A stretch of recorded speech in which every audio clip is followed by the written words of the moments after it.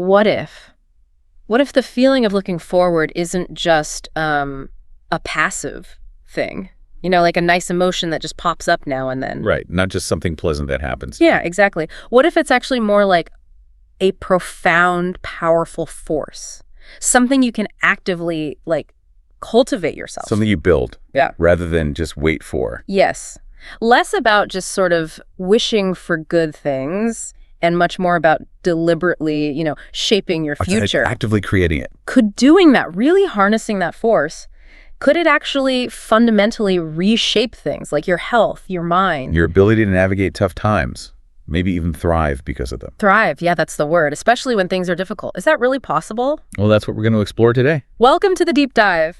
Today, we're plunging into a whole stack of sources. We've got articles, research papers, some personal reflections, even philosophical takes. A real mix. And they all seem to point towards this incredible power. The power of looking forward, and specifically, how you can actively cultivate hope for your future. Yeah, we've pulled insights from, all over. Psychology, neuroscience is in there, definitely some philosophy, and also some really practical, real-world guidance. It's not just, motivational fluff, is it? Not at all. Yeah. It seems really rooted in understanding how we work as humans. Yeah. Our brains, our behavior, what contributes to genuine long-term well-being. Absolutely. So our mission for this deep dive is, first, to unpack what looking forward and hope really mean. Get beyond the surface level. Right. And slice through some confusion. We need to clearly distinguish hope from just, simple optimism. They're not the same thing. That's a crucial distinction, yeah. Then we'll get into this surprising science behind why hope is so good for you, your physical health, your mental health. The benefits are pretty remarkable. They really are. Tangible effects. And most importantly, we want to give you practical, really actionable ways you can start cultivating this, potent force in your own life, like starting today. Things you can actually do. Exactly. So get ready for maybe some aha moments, some insights that might just change how you view your own future. Sounds good. Where should we begin? Let's start by understanding the terrain, sort of how we orient ourselves in time. We naturally look back, right? And we look forward. Past and future. And our sources suggest that finding a balance here between looking back and looking forward is actually fundamental. It's like the bedrock for cultivating that future hope. That makes sense. You can't really know where you're going if you don't understand where you've been. Right. You hear a lot of advice like, don't dwell on the past, just focus on the future. Yeah. And yeah, avoiding getting second regret is important, obviously. Sure, you don't want to wallow. But one of our sources, this article talking about the benefits of looking back and forward, really highlighted something. Reflecting on the past, when you do it consciously, with purpose, it's incredibly valuable. It really is. It's not just nostalgia or, like you said, wallowing. Looking back with intention is about gaining clarity. Clarity how? Well, the past holds so many lessons, doesn't it? Yeah. Think about the decisions you've made. Which ones worked out well? Which ones? Not so much. Okay, so learning from experience. Exactly. Yeah. Understanding that history gives you actual wisdom you can apply right now to decisions you're facing today, and definitely to decisions about where you want to go next. It's kind of like reviewing game film after a match, learning from the plays. That's a great analogy. Right. Yes. But it goes even deeper than just strategy. Looking back also gives you the space to maybe unearth old hurts, unresolved stuff. The difficult bits. Yeah, the difficult bits. And it's hard, maybe impossible sometimes, to build a really solid future if you're still carrying around these unhealed wounds from the past. So you need to address that first. You need to give yourself space to process those experiences, understand them. That's actually part of building a strong foundation in the present, paradoxically. It sounds like emotional archaeology, digging up the buried things, not to dwell, but to understand them, maybe let them go or integrate them somehow. Precisely. Integrate is a good word. And it also offers just incredible insight into your own personality, right? How so? Well, what patterns do you see when you look back? How did you react in different situations? What do your past choices reveal about your actual strengths? And your weaknesses too, let's be honest. Okay, seeing yourself more clearly. Yes. And crucially, it helps you discover, or maybe rediscover, what you're truly passionate about. Think about those times in the past when you felt most alive, most engaged, those peak moments. Those moments often point directly towards what genuinely matters to you, and that gives you vital clues, real direction for what you should be pursuing looking forward. That makes so much sense. I remember reading in that source about the author initially resisting looking back. They just wanted to charge ahead with new ideas. Very common feeling. Just focus forward. But they found that going through that process, understanding their own history, who they were, it gave them this unexpected strength and clarity. That was actually essential for moving forward effectively. That foundational work is just vital. It's about connecting the dots of your life experiences, seeing the themes, the connections, The narrative. and starting to understand the unique story, the narrative you've been creating all along. That builds a really robust sense of self. Yeah. And you need that grounding before you can confidently launch yourself into shaping the future. So the absolute key is looking back with purpose. Not just drifting through memories, but actively learning, maybe healing, definitely gaining clarity, and strengthening who you are. Exactly the point. One commenter on that source put it perfectly. Don't just look back with purpose. The aim is a healthy balance. And that balance might shift. Of course. The emphasis might change depending on the season of life you're in. Sometimes you really need more time to process the past. Other times, you're full steam ahead, building the future. But both are needed. Both perspectives are essential threads in the tapestry. You need both to weave a richer, better life story overall. Okay, that's a really helpful framing. So with that foundation laid, understanding the value of looking back purposefully, let's pivot. What are the specific powers, the benefits of deliberately looking forward with vision? Right. This is where the energy really starts building. Having a vision for the future, something you're aiming for, it pulls you forward. It actively combats complacency. How so? Well, if you don't have a reasonably clear picture of where you're headed, it's just so easy to get comfortable right where you are, even if comfortable isn't really serving you or challenging you to grow anymore. It gives you a reason to push beyond the status quo, a destination, a target. Exactly, it gives you a destination. And having that destination transforms vague potential into tangible hope, something concrete you can actually work towards. So it's not just floating along anymore. No, instead of feeling like, a leaf just being blown about by whatever circumstances come along, you have a direction, something specific you are actively moving towards. It really embodies that principle of beginning with the end in mind. Stephen Covey's idea. Right. Define where you ultimately want to be, and that helps you figure out the steps you need to take now to get there. Which naturally leads straight into goal setting, doesn't it? Precisely. Vision fuels goals. It's about defining those goals, maybe big ones, maybe small ones, and then actively engaging in the process, the work of moving towards them. Makes sense. And here's a benefit that might be a little surprising. Our sources suggest that looking forward with vision often encourages us to look outside ourselves too. Oh, how does that work? When you start envisioning a better future for yourself, you often begin to see how your own aspirations are connected to the well-being of others. Or you see opportunities where you could contribute to a better future for your community, maybe even the wider world. So personal vision can broaden. It can foster this genuine desire to help, to serve, to contribute something beyond just your own immediate needs. It connects your personal journey to something larger. That's a really beautiful connection. Your own hope fuels hope for others, in a way. Okay, let's zoom in on this word we keep using, hope. What is it, really? Is it just, wishing something good happens and thinking, yeah, that might be possible? That's definitely the common everyday understanding, isn't it? And it's a starting point. You desire an outcome, and you believe it's at least possible. But as one of our philosophical sources, a 1,000-word philosophy, points out quite effectively, that definition just isn't enough. It falls short. Why isn't it sufficient? What's missing? Well, think about the classic example they often use. Imagine a prisoner who's on death row. Okay. They might desperately, profoundly desire a pardon, right? And they certainly know that technically a pardon is physically and legally possible. Someone could grant it. Sure, it happened. Yet that prisoner can still feel completely, utterly hopeless that it will ever actually happen to them. The desire is intense. The belief in abstract possibility is there.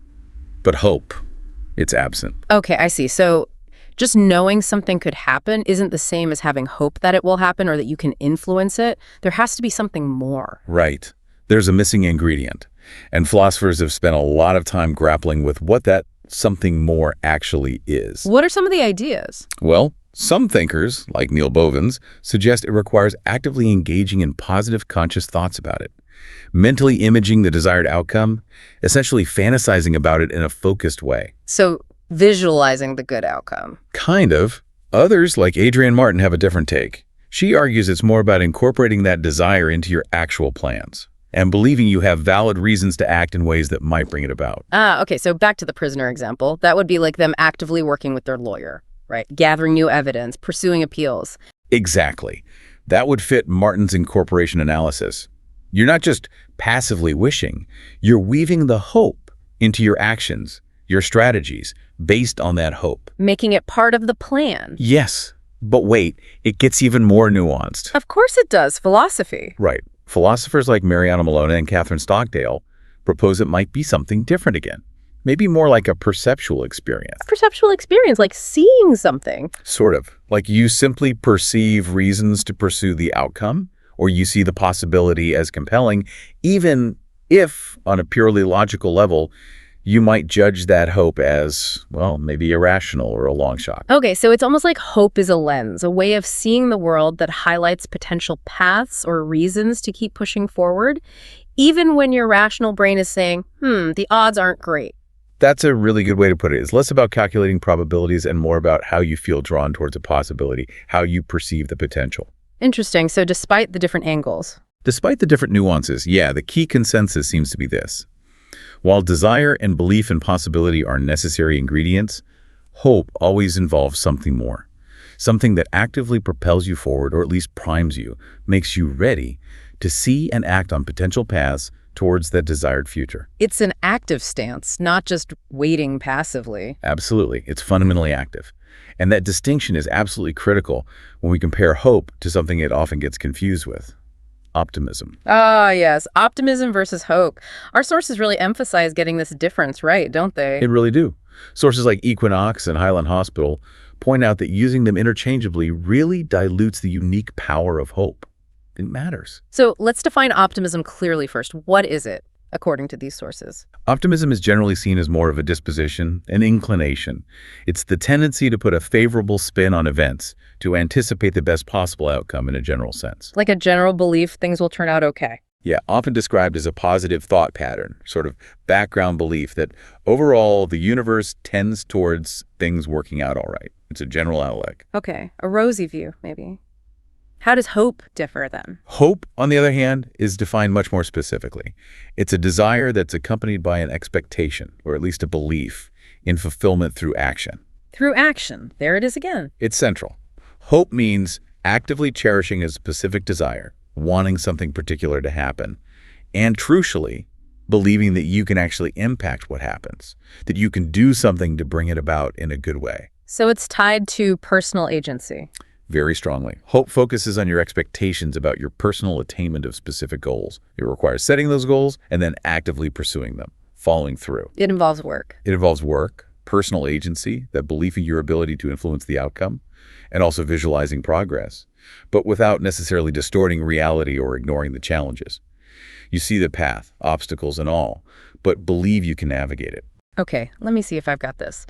Optimism is sort of like, I generally think things will probably get better for everyone eventually. Is that fair? Broadly, yes. A general positive expectation. And hope is more like, I really want this specific thing to happen, and I believe I can take these specific steps to help make it happen, even though it might be hard. You've absolutely nailed the core difference. Optimism is a stance towards the world in general. Hope is a stance towards your specific goals and your perceived ability to achieve them. And that difference is why hope is considered more potent, more powerful. Exactly. Research consistently shows that hope is a much stronger predictor of tangible success and well-being than general optimism is. Really? More powerful in what ways? Well, it's clearly linked to better health outcomes, greater success in academics, higher performance in the workplace, and just increased overall well-being and life satisfaction. Why? What gives hope that extra punch? It seems to come from its dual nature. Hope, particularly as defined in psychology by researchers like C.R. Snyder, encompasses both willpower, which is the motivation, the drive, the energy to pursue a goal, and way power. Way power? Way power. That's the perceived ability to actually figure out the paths, the strategies, the specific steps needed to reach that goal. It's not just wanting it, it's seeing how you might get there. Ah, so it's the wanting it plus the seeing the path. Exactly. It's that powerful combination. Wanting it, willpower, believing you can influence it, agency, and seeing potential ways to get there, way power. Yeah. That combo is what makes hope such an incredible engine for positive change in our lives. Wow. Okay, so hope isn't just some vague, nice-to-have feeling. It's really an essential skill, an active state of desire, belief, agency, and crucially, action towards specific personal goals. You got it. And understanding that fundamental difference, that active component, is the absolute key if you want to deliberately cultivate more of it in your life. All right, that's a much clearer, more robust understanding of hope. With that definition firmly in mind, let's dive into the really fascinating science. How does this active, goal-oriented force actually impact our brains and our bodies? Welcome back to the deep dive. So we've established hope isn't just optimism. It's active, it's goal-directed, it involves willpower and way power.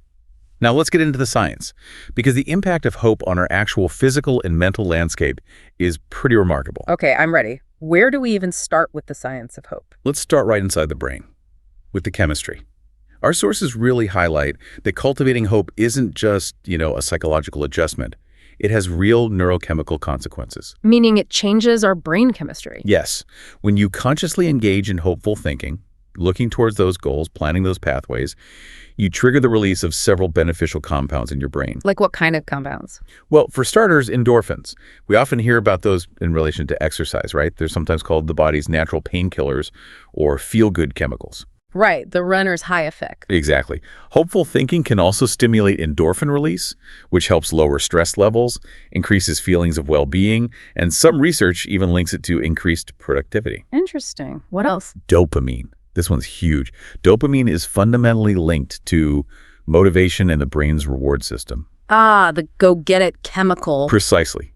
It's crucial for feeling motivated to pursue goals, for maintaining focus on the task at hand, and for experiencing that sense of pleasure or satisfaction when you make progress or achieve something. Hope basically fuels this entire dopamine cycle. So hope keeps you motivated at a chemical level. It really does. And then there's serotonin, another major player. Serotonin is key for regulating mood, but also sleep, appetite, and other important functions. A consistently hopeful outlook seems to support more balanced serotonin levels, contributing to emotional stability. So it's not just in our heads subjectively feeling better. Our brains are literally responding chemically when we're hopeful. That's exactly it. And what's more, over time, consistently practicing hopeful thinking can actually strengthen these specific neural pathways. It becomes easier, more automatic, to default to a more positive, motivated problem-solving state rather than getting stuck in worry or negativity. Wow, you can actually rewire your brain towards hope. To a significant extent, yes. And connected to this is the fascinating concept of mental rehearsal, which is strongly linked to hope, and the visualization techniques we'll discuss later. Mental rehearsal, like practicing something in your mind. Exactly. When you vividly imagine a desired future outcome, maybe achieving a goal you're hoping for, or successfully navigating a challenge, you anticipate your brain's neural pathways activate in a way that's surprisingly similar to how they'd activate if you were actually doing it. Really? Just thinking about it does that. If the visualization is vivid and engaging enough, yes. It's not just idle daydreaming. It's essentially a form of practice. You're building familiarity, confidence, and reinforcing those neural pathways before you even take the physical action. That's incredible. It's like priming your brain for success. It absolutely is. It makes the desired actions feel less daunting, less foreign, and more achievable because, in a way, your brain has already experienced success. Okay, that's powerful. What else happens in the brain? Furthermore, our sources point out that engaging in hopeful, forward-focused thinking tends to activate the prefrontal cortex. This is the more evolved part of your brain, responsible for executive functions, complex decision-making, planning, impulse control, problem-solving. The brain's CEO, basically. Good analogy. By directing your mental energy towards these higher-level functions, towards planning and strategizing how to reach your goals, you simultaneously tend to calm down activity in the amygdala. The amygdala. That's the fear center, right? Exactly. The brain's alarm system, responsible for triggering fear, anxiety, and the stress response. So hope essentially shifts energy away from the fear circuits and towards the planning and problem-solving circuits. Ah, so instead of just reacting with fear, you start thinking about solutions. Precisely. Instead of getting caught in that loop of, oh no, what if this goes wrong? Your brain is encouraged to think, okay, what are the potential steps here? How can I figure this out? What resources do I have? This cognitive shift is a fundamental mechanism behind hope's powerful stress-reducing effects. And those stress-reducing effects must have knock-on benefits for physical health, right? Absolutely huge benefits. We know that chronic stress, often fueled by persistent worry, anxiety, and lack of hope, floods the body with stress hormones, particularly cortisol. Cortisol gets a bad rap. For good reason, when it's chronically elevated. Short bursts are fine, even necessary. But high levels of cortisol over long periods are really detrimental. It can suppress the immune system, increase blood pressure, mess with your sleep, impair cognitive function, contribute to weight gain. The list goes on. So people who cultivate hope experience less of that damaging chronic stress. Generally, yes, because they tend to perceive challenges differently, more as manageable obstacles or things to be figured out. Rather than overwhelming, insurmountable threats, they're less likely to trigger that intense, prolonged stress response. And when they do experience stress, they tend to recover from it more quickly. Okay, so lower overall exposure to harmful stress hormones. Exactly, which leads to a whole cascade of positive physical effects. Lower stress is directly linked to healthier bodies overall. Makes sense. What about specific areas like heart health? Yes, hope is linked to healthier hearts. Part of this is the stress reduction, but it's also behavioral. People who have strong hope for the future, who have goals they're actively working towards, are simply more motivated to engage in healthy behaviors to support that future. Like exercise and eating well. Right. They're more likely to exercise regularly, eat nutritious foods, prioritize sleep, avoid smoking or excessive drinking. When you have something meaningful you're aiming for, you have a powerful intrinsic incentive to maintain the physical health you'll need to get there and enjoy it. It becomes an investment in achieving that hoped-for future self. It's a perfect way to put it. It's an investment. And you mentioned the immune system earlier. The link there is also significant. How does hope affect immunity? Research, including studies referenced in our sources like the ongoing work at places like Johns Hopkins looking at the power of positivity, consistently suggests that a hopeful, positive mindset can actually strengthen immune function. Really? Wow. The mechanisms are complex and still being fully mapped out, but they likely involve reduced stress hormones, potentially altered inflammation levels, and maybe even direct signaling pathways between the brain and immune cells. The outcome seems to be greater resilience against illness. So potentially fewer colds, faster recovery if you do get sick. That's what the evidence suggests, a more robust immune response overall. So yeah, hope isn't just a nice feeling in your head. It's literally influencing your body's ability to function well and stay healthy. Wow. The mind-body connection is just undeniable here. Hope is a prime example. It truly is. Yeah. Now, it makes sense to broaden this slightly and connect hope with another really key theme that emerged from our sources. Purpose. Right, purpose. It's not just something nice to have either, is it? It actually does things for us. Exactly. Purpose is identified in the research as a powerful predictive variable for both physical and mental health outcomes. It's not just a vague goal. It's defined more as a central organizing aim in your life, something that influences your actions, your thoughts, and your emotions on a really fundamental level. A guiding star, almost. How does having that central aim help us, especially when things get difficult? Because hope and purpose seem really linked to navigating challenges. They are deeply linked. Having a clear purpose provides, for one thing, greater efficiency in how you allocate your resources, your time, your energy, your attention. You know what matters most? Right. You're better able to prioritize things that align with that central purpose and let go of things that don't. This increased focus naturally leads to greater persistence when you face difficult tasks, because those tasks feel meaningful. They feel connected to something bigger than just the immediate struggle. So you're more willing to push through the hard stuff because it serves your larger purpose. Exactly. It essentially provides you with a kind of surplus of internal resources. Think emotional energy, focus, determination that acts as a powerful buffer against threats and difficulties. Purpose significantly cushions the blow of stress. How does it buffer stress? Unpredictable events, uncontrollable situations, things that can be incredibly stressful for someone without a clear framework, tend to feel less overwhelming when you view them through the lens of your central purpose. Your purpose gives you a reason to endure, yes, but also a perspective from which to interpret the challenge. It's not just random suffering. It's an obstacle on your chosen path. I remember the example mentioned about family caregivers under chronic stress. Yes, that's a powerful illustration from the psychology literature. Caregivers often face intense, prolonged stress, frequently feeling a lack of control over very difficult circumstances. This chronic stress can demonstrably lead to negative health outcomes like diminished immune responses. But purpose can change that. The implication from the research is that while the external stressor is very real, having a strong sense of purpose, perhaps defining their role as fulfilling a vital family commitment, expressing deep love, or living out a core value can provide a layer of meaning and resilience. This sense of purpose can help mitigate some of those negative physical and psychological effects. It provides a framework for understanding the difficulty and finding strength within it, even amidst the hardship. And this connects directly to resilience, doesn't it? That ability to bounce back. Absolutely. Purpose is increasingly seen as a potential key explanatory variable for why some people demonstrate remarkable resilience after trauma or major adversity. How does it explain resilience? Well, when a traumatic event happens, it can shatter your fundamental understanding of the world, your assumptions about safety or fairness. Having a pre-existing, deeply held purpose provides a crucial framework, an anchor point for reconstructing that understanding and finding meaning again. It acts like a stable core that helps you regain your balance more quickly. It guides you in the rebuilding process. It really does. Purpose, by its nature, often mandates flexibility. It encourages you to adapt your strategies and find new ways to keep moving toward your overarching aim, even when circumstances change drastically.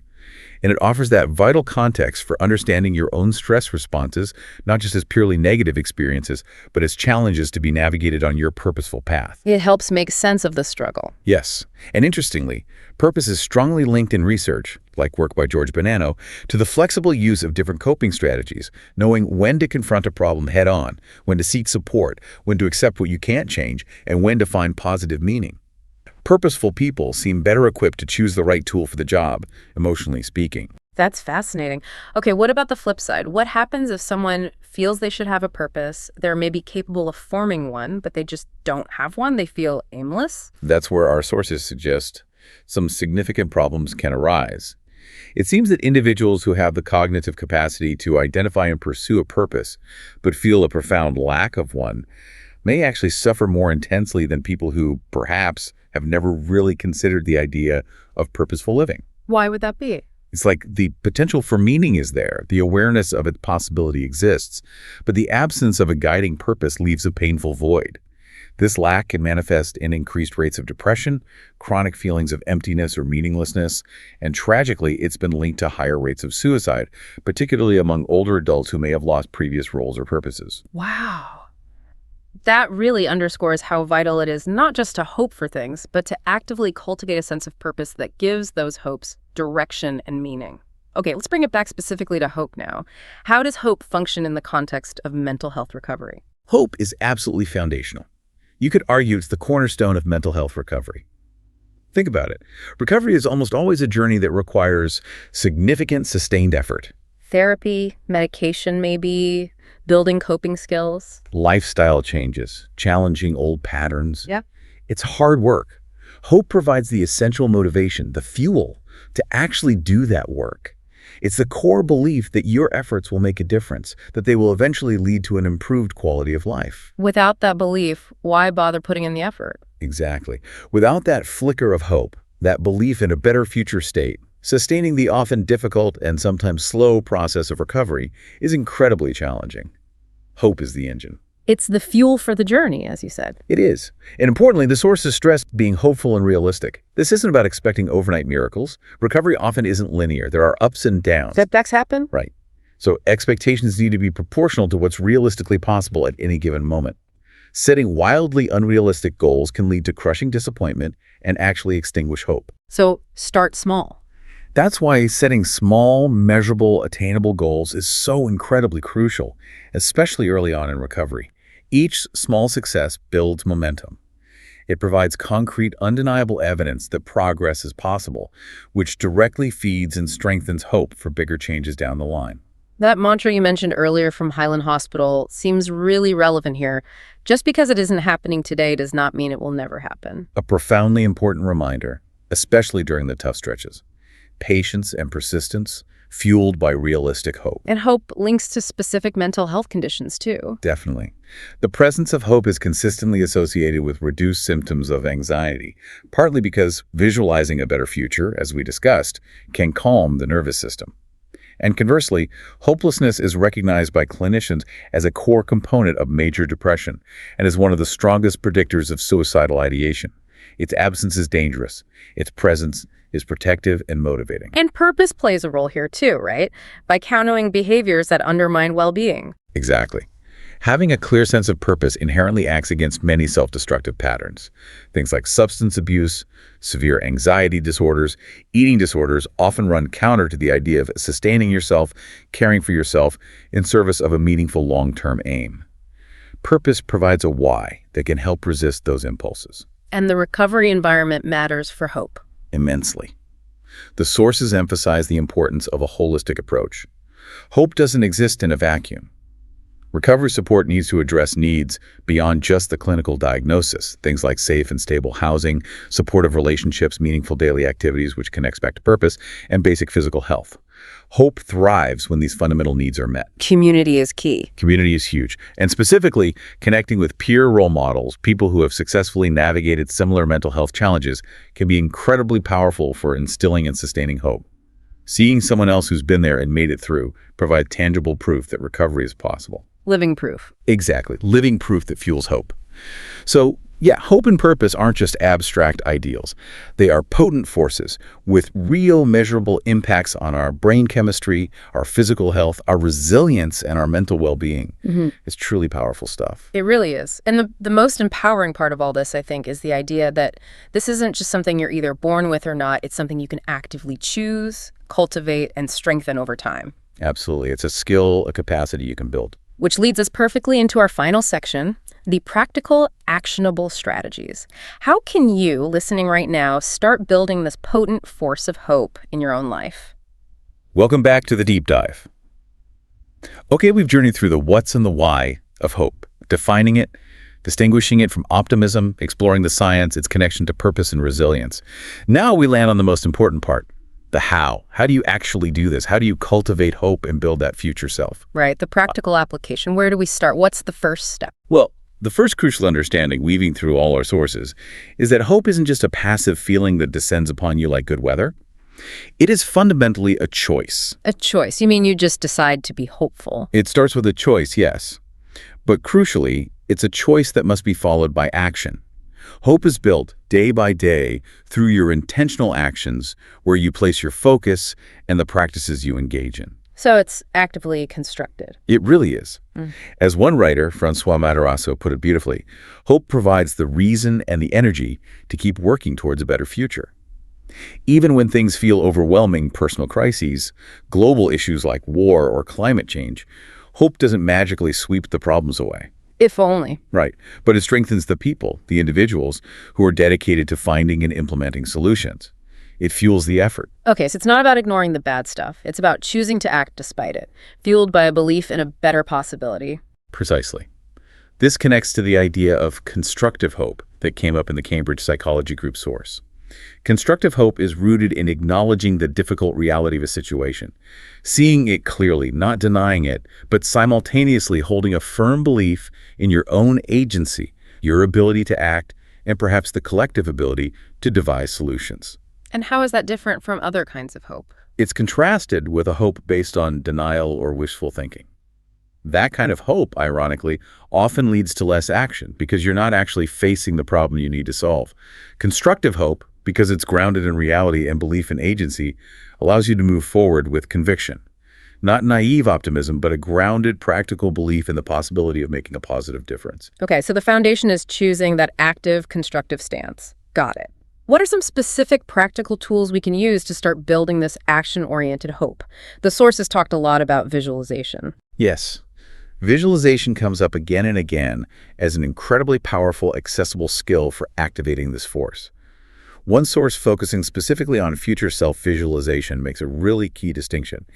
It emphasizes focusing not just on what external goals you want to achieve. Like getting a promotion or running a marathon. Right. But focusing more deeply on who you want to become in the process of achieving those things. What kind of person embodies those achievements? Why is focusing on who more powerful than what? Because focusing on identity, on the person you are becoming, taps into a much deeper level of emotional drive. We are fundamentally motivated to act in ways consistent with our perceived identity. When you link your daily efforts to embodying your desired future self, the necessary steps often feel less like tedious chores and more like natural expressions of who you are becoming. So doing the work feels like aligning with your future identity. Exactly. Your brain seeks that congruence. Aligning your present actions with your future self activates those dopamine reward pathways we talked about earlier, making the process itself feel more rewarding and sustainable. Okay, that's a powerful reframe. So what are some specific techniques for this future self visualization? The sources mentioned several. Yes, there are quite a few methods outlined, and the best advice is probably to experiment. Try different ones, see what resonates most strongly with you, maybe even combine elements. The most critical factor isn't finding the one perfect technique, it's consistency. Regularly engaging with some form of future self-visualization is key. Okay, let's explore a few. What's one powerful method? One that's often recommended is the success scenario. This is basically about creating a detailed mental movie, but it's not just about the achievement, it's about visualizing yourself in that movie, the person you become who is capable of achieving those things. How do you do it? You pick a specific, meaningful goal. Close your eyes, get comfortable, and imagine vividly experiencing the moment of achieving it. But don't just see it like you're watching a film. Step into the scene. Engage all your senses. What do you see around you? What sounds are there? What textures can you feel? What does it feel like emotionally? The pride, the joy, the relief, the satisfaction. Really embody that future self experiencing success. So make it multisensory and emotional. Absolutely. Yeah. And crucially, don't just visualize the perfect endpoint. Also visualize yourself as that capable future self, successfully overcoming challenges and obstacles along the way. How did your future self handle setbacks? What inner resources did they draw upon? So you see the journey, the struggles overcome, not just the trophy at the end. Precisely. It builds confidence in your ability to handle the whole process. And you can create these scenarios for different areas of your life. Picture your future self thriving in your relationships, feeling strong and healthy in your body, making a meaningful contribution at work, enjoying hobbies. Writing down the details of your scenario after you visualize can also help solidify it in your mind. Okay, success scenario. What's another approach? Another really interesting one is the letter from your future self. This exercise completely flips the perspective. You imagine you are your ideal future self maybe 5, 10, even 20 years from now. And from that vantage point, you write a detailed, encouraging letter back to your present self.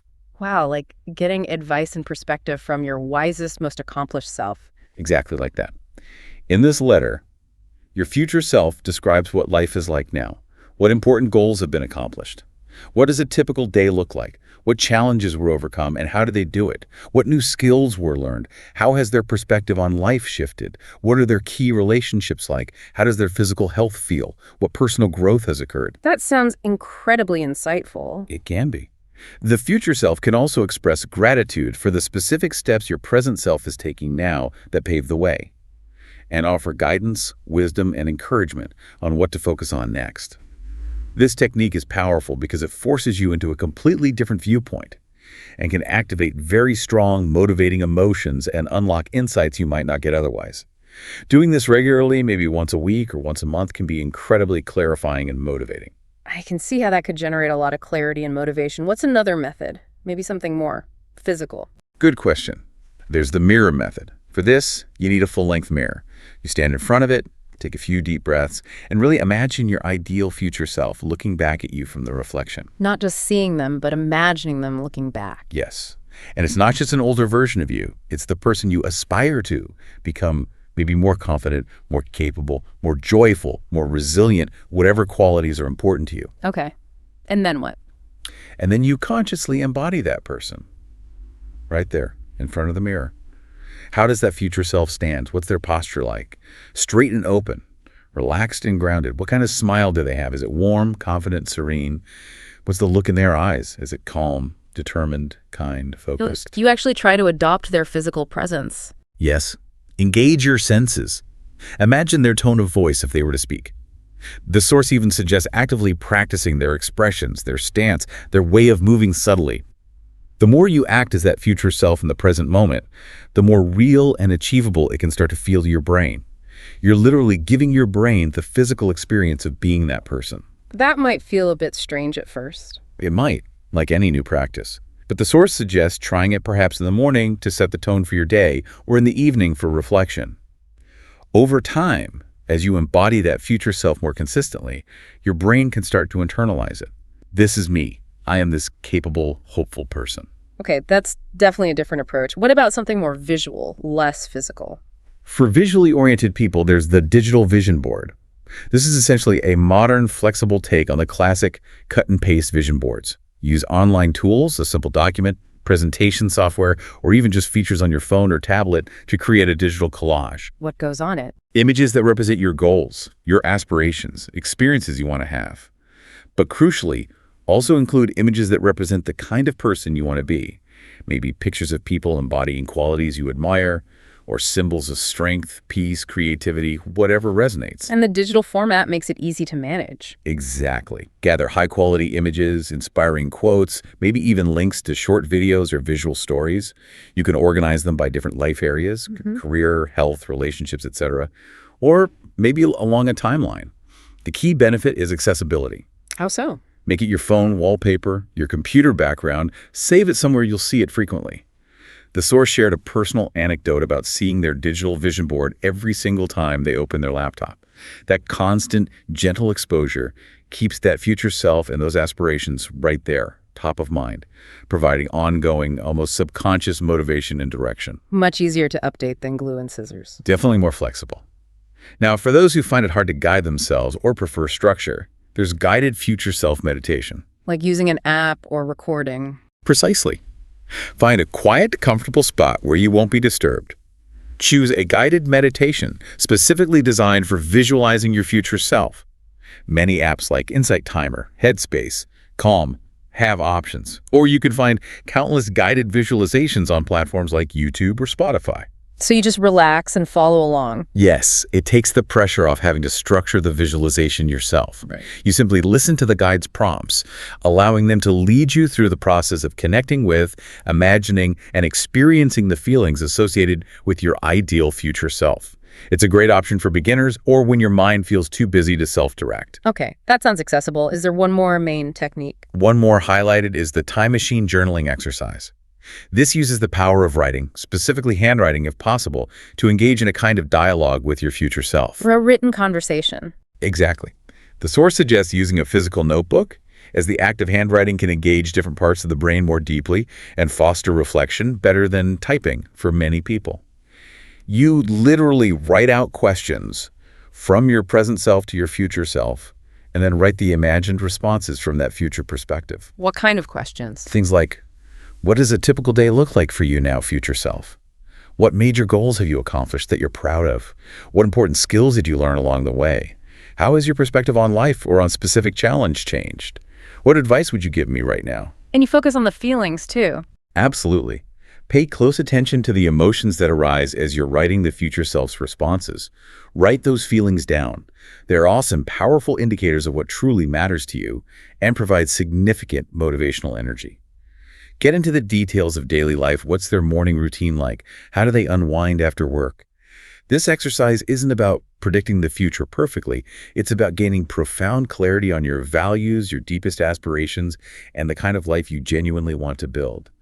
Doing this regularly can help you track how your vision evolves. Wow, these are all really different but powerful ways to make that future self feel less abstract, more real, more present, and ultimately more attainable. It feels like turning hope into something tangible. That's exactly the goal, to make hope and the future self feel like real possibilities you are actively moving towards. Now, trying these things, it might not always be easy. What are some common roadblocks people hit when they try visualization, and how can we navigate them? That's a really important point.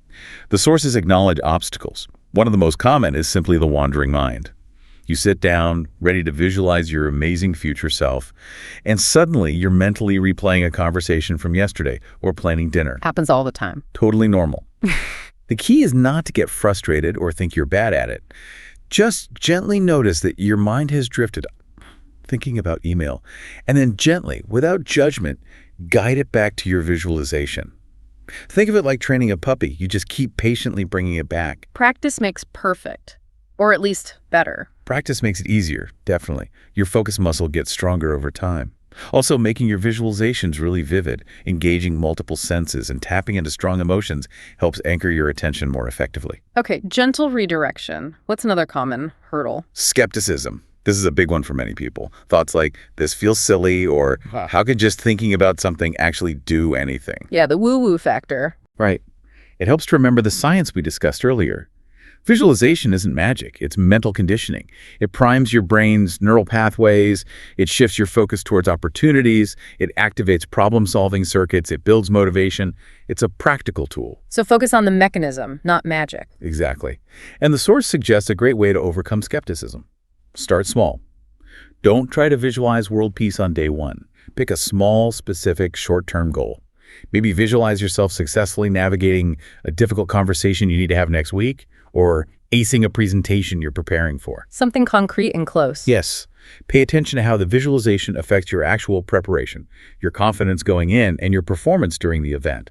Seeing those tangible, real-world effects, even on a small scale, starts to chip away at the skepticism and builds genuine belief in the process. Small wins build faith. Seeing is believing, essentially. Okay. Wandering mind, skepticism. What else? The final, and perhaps the biggest obstacle for most people, is consistency. Like any skill, these techniques aren't a one-time fix. You don't visualize your future self once and suddenly become them. It requires regular practice. It's absolutely essential for them to have a lasting effect. Regular, consistent practice integrates these patterns into your thinking. Even just 10 minutes a day, or maybe a longer dedicated session once a week, can make a huge difference over time. But it's so easy to let life get busy and push it aside. So you really have to schedule it. Make it a non-negotiable appointment with yourself. That's often what it takes. Treat it as a gift you're giving yourself, an investment in your future well-being. And honestly, once you get into a routine and start noticing the subtle shifts in your mindset, your motivation, your outlook, it can become quite enjoyable. It stops feeling like a chore and starts feeling like a valuable part of your self-care. Okay, so the keys are: choose that stance of constructive hope.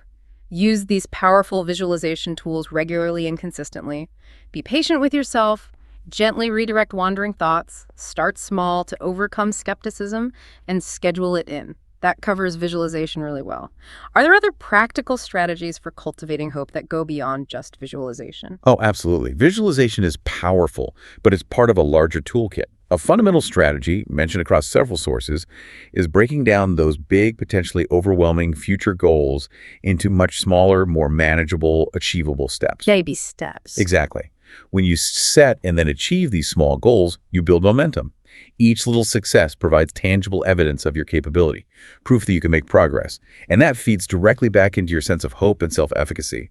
Writing your goals down big and small also helps make them more concrete and activates your intention to pursue them. Small wins really do create big belief over time.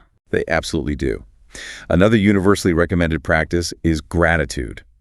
Intentionally dedicating time each day, maybe through journaling or just quiet reflection, to notice and genuinely appreciate the good things you already have in your life, big or small. How does gratitude connect to future hope? It powerfully shifts your focus. Instead of dwelling on what's lacking, what's wrong, or what you're worried about, gratitude trains your brain to scan for the positive, the abundance, the things that are working. This creates a much more positive emotional baseline, a more fertile ground where hope can naturally take root and grow. It retunes your whole perspective. That makes sense. What about connection? Seeking support and building community is absolutely vital. Hope is hard to sustain in isolation. Connection combats loneliness and reinforces the feeling that you're not alone in your struggles or aspirations. Like the SAM HSA dimensions. Yes. The sources referenced SAMH's 4 major dimensions supporting recovery and well-being: health, home, purpose, and community. Having that sense of belonging, knowing there are people who care and support you, is crucial for maintaining hope, especially through tough times. And remember, hope can be contagious. How so? Spending time with genuinely hopeful, positive, proactive people can be incredibly uplifting and inspiring. Their belief can rub off on you. And remember how others can support your hope. Often it's not about giving advice, but simply listening without judgment, validating your feelings, and maybe offering resources if you ask. That reinforces your own agency while providing connection. Finding inspiration in stories of people who've overcome adversity also fits here, right? Seeing examples of hope in action. Yes, those stories provide powerful proof of possibility. Another key area is prioritizing physical self-care. This is non-negotiable for sustainable hope. Why is physical care so important for a mental state like hope? Because your mind and body are intrinsically linked. Getting enough exercise, eating nutritious food, ensuring adequate sleep. These things profoundly impact your mood, your energy levels, your cognitive function, and your overall resilience. You simply need the physical and mental energy to pursue that future self you're envisioning. Neglecting your body undermines your capacity for hope. It's the foundation for everything else. It really is. Yeah. Engaging in acts of kindness is another strategy. Doing something kind for someone else, or even intentionally being kind to yourself, boosts your own sense of value, connection, and purpose. And those feelings directly support hope and well-being. And what about just smiling more? That came up too. It sounds almost too simple, doesn't it? But the research on facial feedback suggests that the physical act of smiling, even if you have to force it a little initially, can actually trigger physiological responses that reduce stress and subtly improve your mood. Plus, smiles are genuinely contagious and can create positive micro-interactions throughout your day, which collectively brighten your outlook and the outlook of those around you. Little ripples of positivity. Exactly. And don't forget to celebrate the small wins. Genuinely pause and acknowledge your progress, no matter how small it seems. Pat yourself on the back. This reinforces the positive actions and strengthens that feedback loop of effort, progress, and hope. I also recall a point from one source, possibly referencing Stoic philosophy, about focusing intently on what you can actually control. How does that fit with hope for the future? That's a really powerful perspective that complements hope beautifully. While hope is oriented towards a desired future outcome, which isn't entirely in our control, Stoicism reminds us that our true power lies in the present moment, specifically in controlling our character, our effort, and our perseverance. So focus on the input, not just the outcome. Precisely.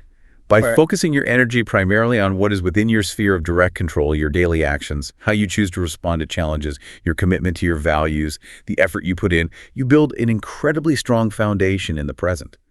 And that present foundation is what makes the envisioned future self possible. How can you track that? Using tools like maybe tracking your time spent on important tasks, or journaling about the effort you applied, regardless of the immediate result, can reinforce this focus on controllable input. Asking yourself powerful questions helps too, like, what would future me be doing right now? Or, what will tomorrow me think of the effort yesterday me put in? It creates a sense of accountability between your present actions and your aspirational self. Holding your current self responsible for building that future self. Exactly. And a huge part of focusing on what you can control is managing your internal state. That means actively noticing and addressing negative thought cycles or useless rumination. Redirecting your attention, grounding yourself in the present moment through mindfulness, or deliberately shifting your focus to the next small, controllable action you can take. And in the context of recovery, that holistic approach is key again. Absolutely. As we touched on earlier, hope in recovery isn't just about managing symptoms in isolation. It's about rebuilding a whole life. So, addressing practical needs, stable housing, social connection, finding meaningful activity, tending to physical health, all of this creates the necessary stable ground from which hope can genuinely flourish and be sustained. Connecting with peers who've walked a similar path provides that vital, tangible proof that a better future is achievable, along with practical guidance. And cognitive techniques can help challenge hopelessness. Yes, principles from cognitive behavioral therapy, CBT, are incredibly useful here for cultivating constructive hope. Techniques like positive reappraisal teach you to realistically reevaluate difficult situations, identifying aspects you can influence rather than feeling completely overwhelmed. Learning to tolerate uncertainty is also crucial. Life is inherently unpredictable, but you can build hope in your ability to adapt and cope, whatever comes. Challenging negative predictions. Exactly. Challenging those unhelpful automatic thought patterns like fortune-telling, this will never get better, I'll always fail, or minimization, my small efforts don't really matter, directly combats the hopelessness that arises from these cognitive distortions. CBT helps you focus your mental energy on what you can control, your thoughts, your interpretations, and your subsequent actions. So ultimately, it's about viewing hope not as some naive denial of problems, but as a practical, active, resilient strategy, a means to navigate uncertainty and difficulty, allowing you to move forward with purpose and conviction, even when things are tough. That sums it up perfectly. Yeah. It's a dynamic, ongoing practice, something you weave into the fabric of your daily life through conscious choice and consistent action. This has been such a rich exploration, a real deep dive into understanding hope, embracing it, and most importantly, actively cultivating it for the future. Let's try and bring all these threads together now. Okay, let's consolidate the key takeaways from this journey. Okay, so let's quickly unpack everything we've explored today.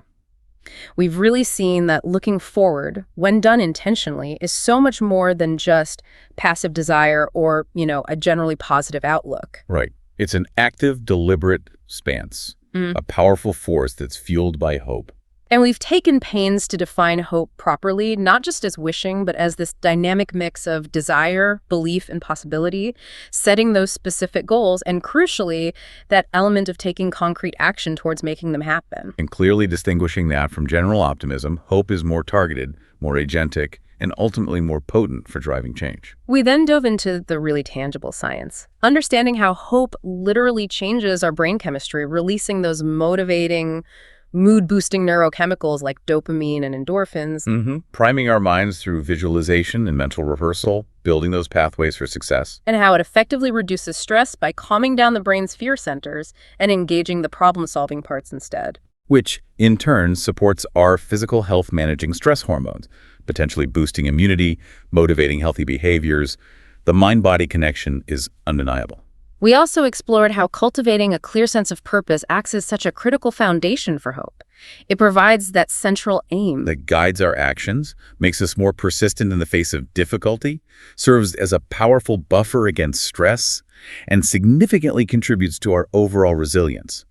Purpose gives hope, direction, and strength. And the great news is, the journey to cultivating this act of hope, while personal, follows universal principles that are actionable for anyone. It starts, maybe counterintuitively, with finding that healthy balance. Looking back with purpose, to gain insight and clarity from our past, and then using that foundation to look forward with a clear, compelling vision. And then you actively build that hope. First, by defining not just what you want, but the person you want to become, your desired future self. Right.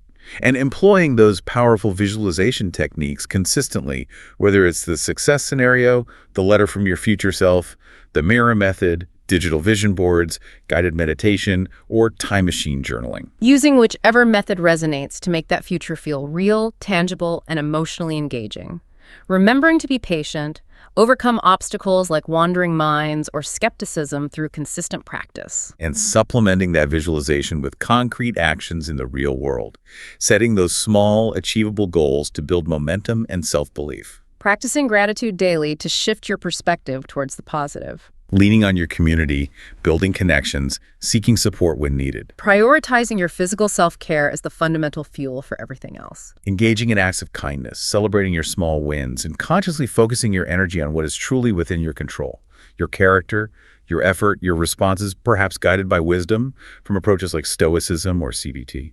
And ultimately, carrying the understanding that hope isn't something that just happens to you. It's not something you find or are passively given. No, it's a choice you make, a skill you develop, a muscle you strengthen, a force you actively cultivate day by day through deliberate practice and consistent aligned action. It really is about actively creating your path forward, isn't it? One hopeful, purposeful step at a time. Beautifully put.